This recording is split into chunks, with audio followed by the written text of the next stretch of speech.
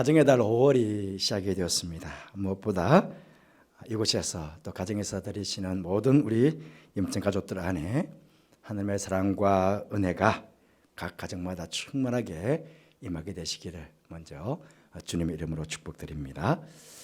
하나님께서 이 땅에 이제 하늘나라 천국, 하늘나라 천국을 닮은 작은 천국 세 곳을 이 땅에 두셨다고 합니다. 그 세 곳은 첫째로는 우리의 마음. 주님 천국 어디 있습니까? 여기 있다 저기 있다 아니라 너희 마음이 이루어졌다. 그렇게 주님께서 말씀하셨지 않습니까? 우리의 마음.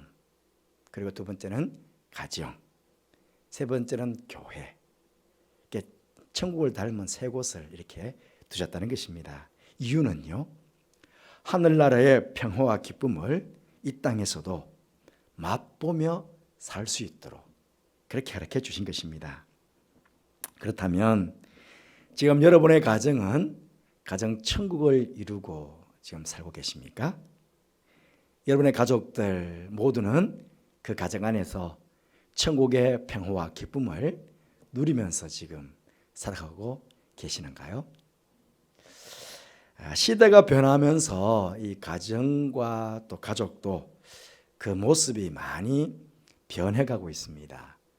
대가족에서 핵가족으로, 또 집안의 주도권도 남성 중심에서 지금 여성 중심으로 이동하고 있습니다. 점점 가정 안에서 어른이라는 이 어른의 존재감도 이제는 점점 사라지고 있고, 이 가족 간의 사랑도 뭔가 제한적이고 또 계산적인, 가족 간의 사랑인데도 아주 계산적인 그런 시대로 지금 변해가고 있습니다.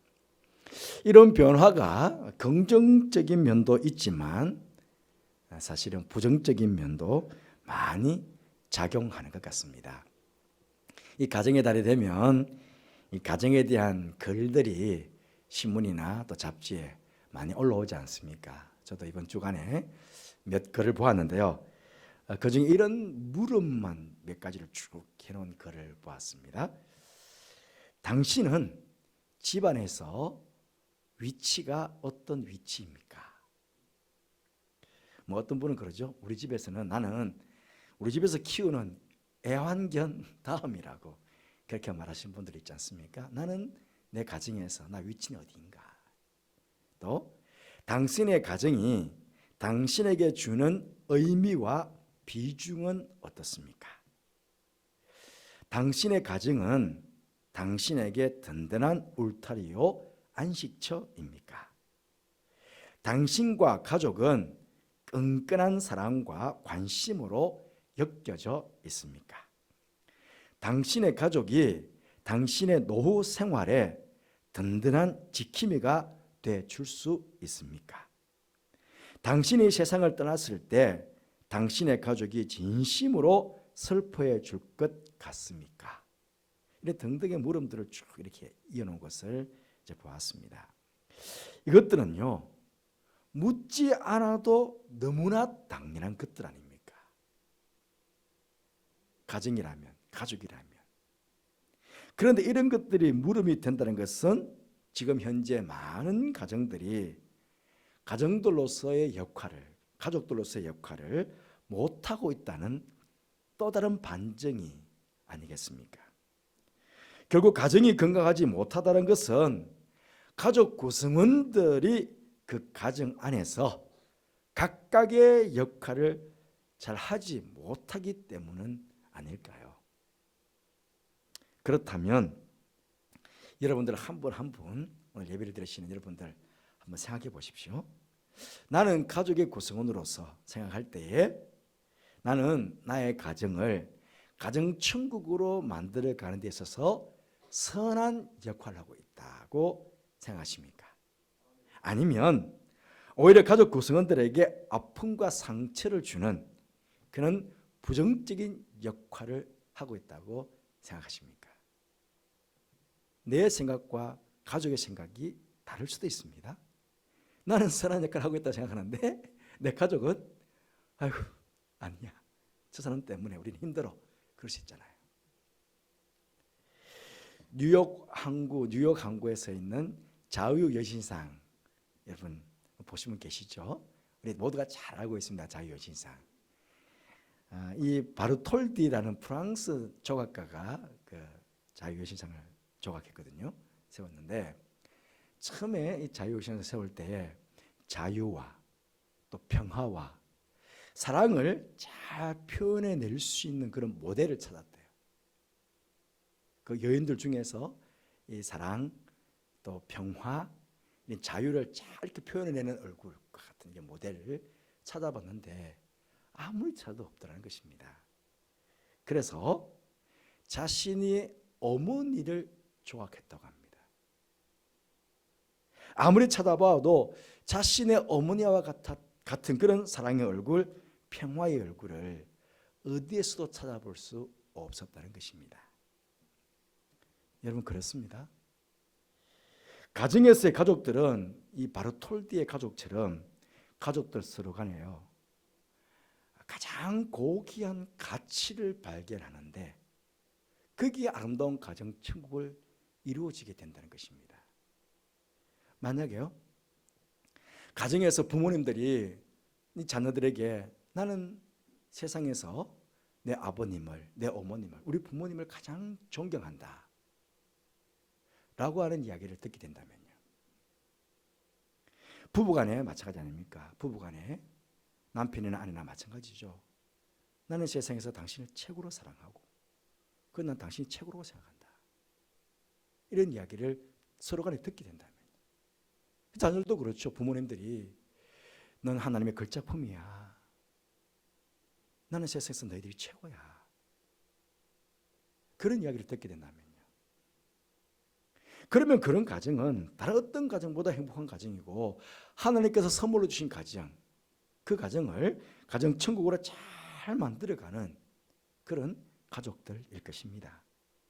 아마 오늘 예배를 드리시는 우리 염청 가족들 모든 가정은 이 가정 천국을 이루며 살고 있다, 저는 그렇게 믿어 의심치 않습니다. 하지만 여러분 우리는요 늘 연약하잖아요. 부족하잖아요. 그렇기 때문에 우리 가정에 그 가정 천국을 오히려 내가 깨뜨릴 수 있다라고 하는 그런 자신의 연약함, 자신의 부족함에 대한 생각들을 잊어서는 안 될 것 같아요.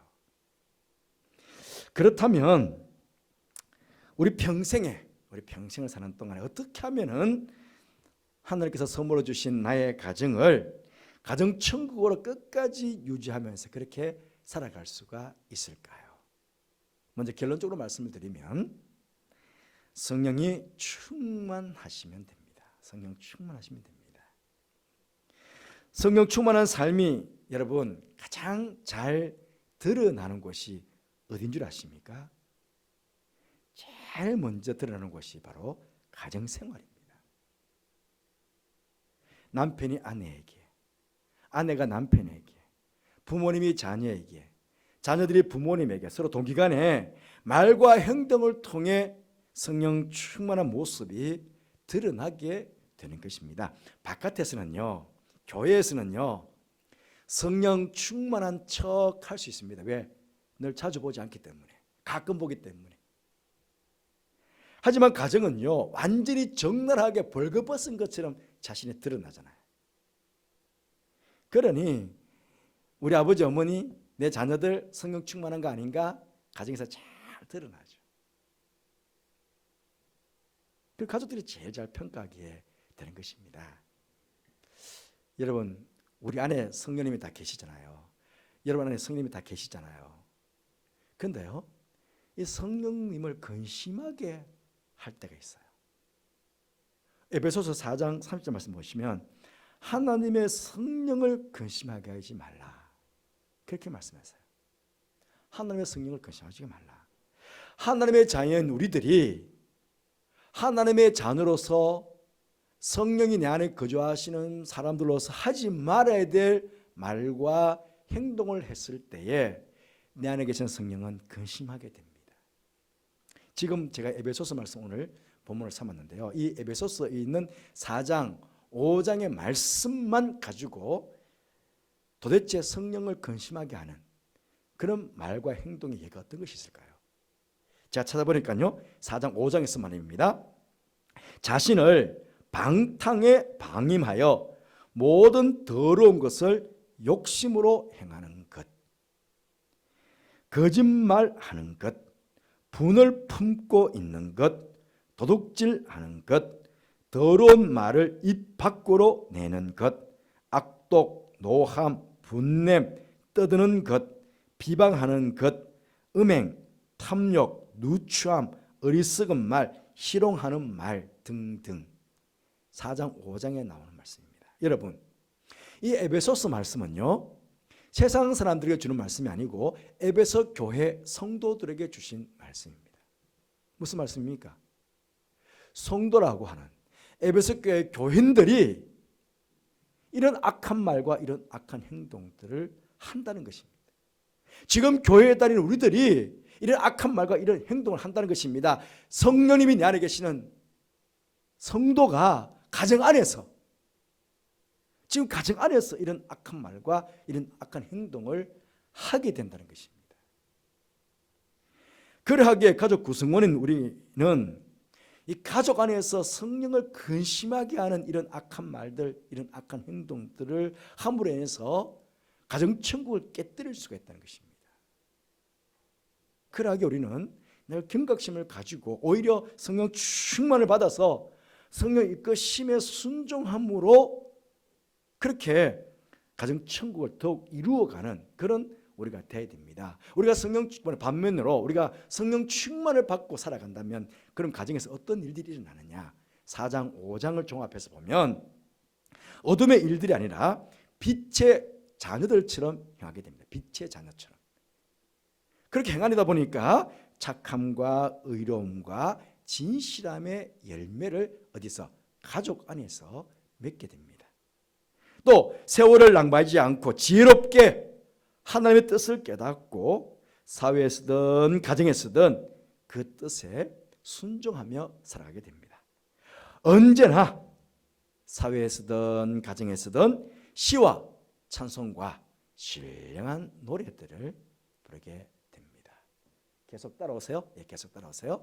시와 찬송과 신령한 노래들을 부르게 됩니다. 또 항상 하나님께 감사할 뿐만 아니고 가족들 안에서도 늘 감사하다. 여보 감사해, 얘들아 감사해, 어머님 아버님 감사합니다. 이렇게 감사하는 그런 삶을 살게 되는 것입니다. 누가? 성령 충만하게 되면요.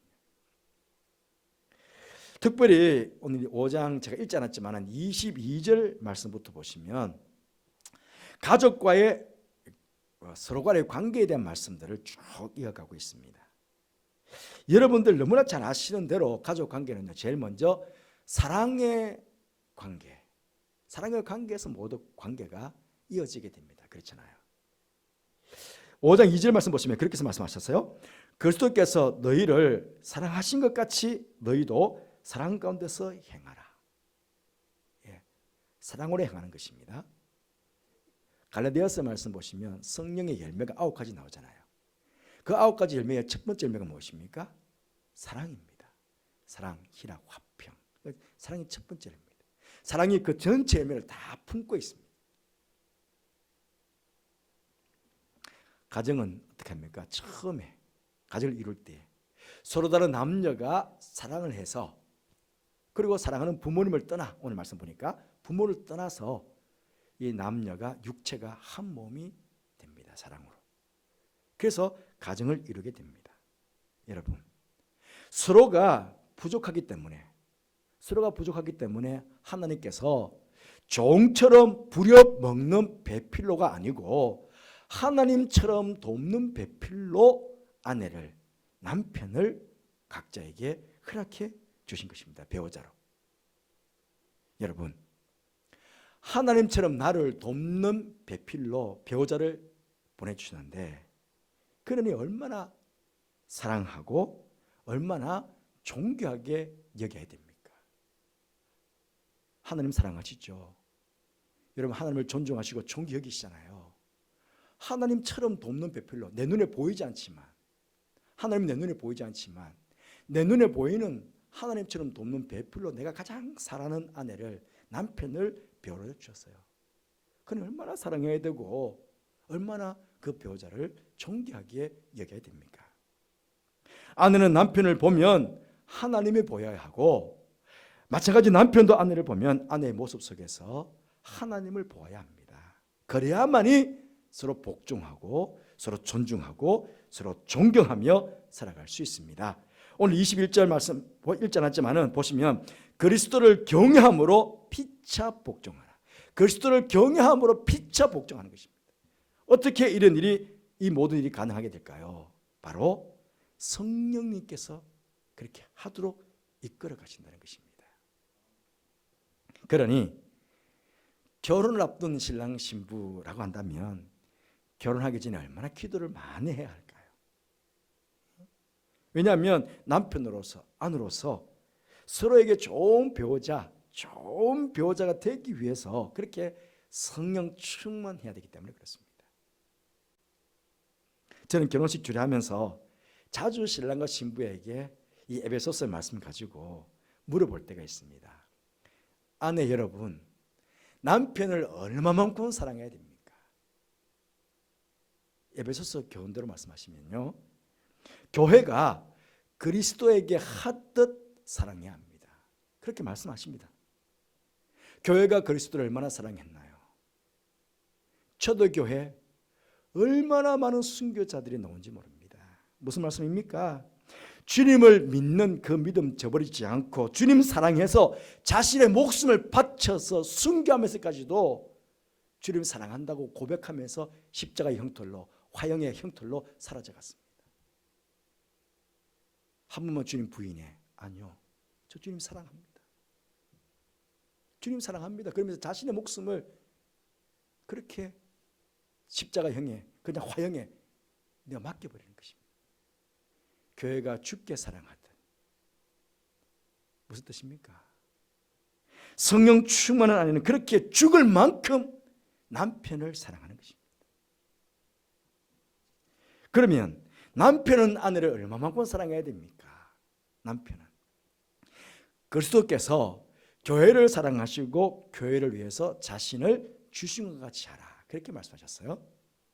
예수님께서 교회를 위해서 뭐 하셨습니까? 당신의 목숨을 내어 놓으시고 교회를 세우셨습니다.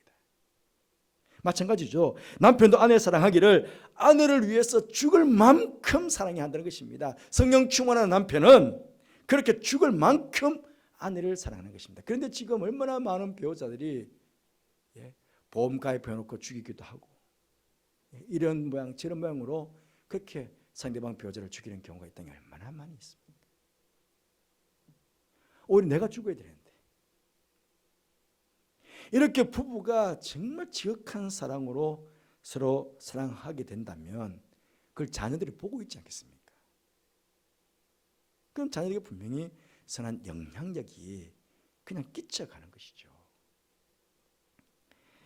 여러분, 엄마 아빠가 서로 존중히 여기지도 않고 서로 싸우기만 하는 것을 보면서 자녀가 성장하게 되면 어떻습니까?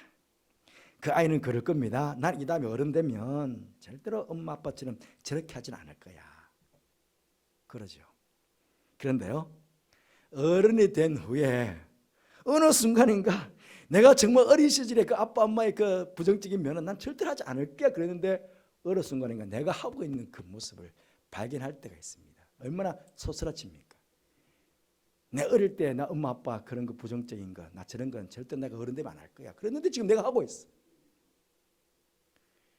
그러니까 부모님의 부정적인 영향이 그 아이가 평생 그 영향권 안에 머물 수 있다는 거죠. 그러니까 부모님이 얼마나 조심해야 합니까?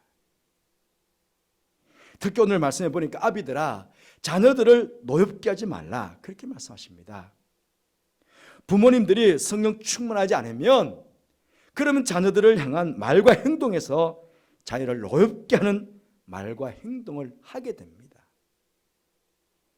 하지만 성령 충만한 부모님들은 자녀들의 모습 속에 뭘 봅니까? 하나님의 형상을 보게 됩니다. 하나님의 형상을 보는데 어떻게 그런 자녀들에게 부모가 함부로 할 수가 있겠습니까? 그렇잖아요. 부모이지만 오히려 자녀들에 대해서 함부로 하지 않고 말과 행동을 더 절제하게 되는 것입니다. 여러분, 고린도서 13장 사랑장, 사랑은 무례히 행치 않는다고 그랬습니다. 그러니 성령 충만한 부모들은 자녀들을 사랑하기 때문에 자녀들에 대해서도 무리하게 행치 않는다는 거예요. 여러분, 우리 옛날 어르신들, 옛날 부모님들 얼마나 함부로 자녀들에게 무리하게 한 경우가 얼마나 많습니까? 근데 자녀들이라도 무리하게 행치 않는 거예요. 사랑하기 때문에. 그 자체가 바로 자녀들에게 존경받는 모습이라는 거죠. 내 부모님들은 어릴 때부터 나를 귀하게 여겨주셨다. 나를 사랑해 주셨다. 나를 존중해 여겨 주셨다. 나에 대해서 무리히 행치 않으셨다. 아이들이 알잖아요. 그리고 그것이 자연스럽게 이어져서 오늘 보니까 주님의 교훈과 훈계를 양육해라. 굳이 주님의 교훈이 이렇단다. 얘야 훈계 뭐 안 해도 부모들이 그 모습 속에 우리 자녀께서 기도하시면서 본이 되게 해달라고 기도하시는데요. 부모들이 그렇게 성령 충만한 삶으로 본이 된다면 자연스럽게 주의 교훈과 훈계가 아이들에게 이어지게 되지 않겠습니까? 이렇게 양육받은 성령 충만한 자녀들은 굳이 부모에게 효도하고 공경하라고 가르치지거나 말하지 않더라도 당연히 주님의 계명에 순종해서 부모님에게 효도하는 공경하는 그런 자녀가 되게 될 것입니다.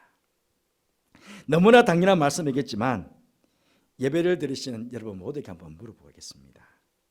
가정에 계시는 가족 여러분, 여기 앉아 계시는 가족 여러분, 여러분들은 성령 충만하십니까? 아마 속으로 다 아멘 하고 계시죠? 예, 바로 기는 성령 충만하시기를 바랍니다. 성경을 보시면요, 성령을 충만하게 받는 여러 방법들이 있고 성령 충만을 받을 때 여러 상황들이 성경에 많이 나와 있습니다. 가족들 전체를 한번 예로 들어본다면요, 사도행전 1장 2장 말씀을 보시면 마가의 집 다락방에 120명의 성도들이 모였습니다. 거기에는 마가와 틀림없이 그 가족들이 함께 있었을 것입니다. 마가의 집이었으니까. 또 그 성경 말씀 보시면 예수님의 어머니와 예수님의 동생들도 함께 했더라. 예수님은 돌아가셨으니까 그 예수님의 동생, 예수님과 예수님의 동생들도 가족이 다 함께 마가 다락방 집에 있는 겁니다. 초대교회가 그렇게 가정교회로 시작이 된 것입니다. 이루어진 것입니다. 그러면 거기서 제일 처음 모여서 한 일이 무엇입니까? 이걸 아시는 대로 1장 14절 말씀 보니까 마음을 같이하여 오로지 기도에 힘쓰더라 그랬습니다. 가족들 전체가 모여서 오로지 기도에 힘쓰더라고 그랬습니다. 그렇게 모인 성도들이 성령 충만을 받았죠. 그게 바로 오순절 마가 다락방에 오셨던 성령 강림절, 오순절 놀라운 성령 강림 사건이 그 가정에서 이루어진 것입니다. 예수님께서 내 집은 만민이 기도하는 집이다 그렇게 말씀하셨습니다. 그렇습니다. 가끔씩요 금요 기도회 때 가족 전체가 나와서 기도하시는 가정들이 있어요. 참 얼마나 아름다운지 몰라요. 여러분 할 수만 있다면요, 정말 금요 기도회 같은 경우에는요 가족 전체가 함께 나와서 서로 축복하면서 때로는 부모가 자녀들에게 기도하는 모습도 보여주셔야 됩니다. 야, 내 부모님 어린 시절 그렇게 기도하셨다고 보여주셔야죠. 내 할머니 할아버지가 그렇게 나를 위해서 우리를 위해서 그렇게 기도하시는 모습을 나는 보면서 컸다고. 그거보다 귀한 것 있겠습니까? 그거보다 귀한 것. 그 하실 수만 있다면 그렇게 기도의 가족들이 다 나와서 기도하시는 그런 여러분들 되시기를 바랍니다. 또 사도행전 10장 말씀 보시면 로마 백부장 경건한 고넬료 가정 있지 않습니까? 베드로가 하나님께로부터 보냄을 받았습니다. 그 가정에.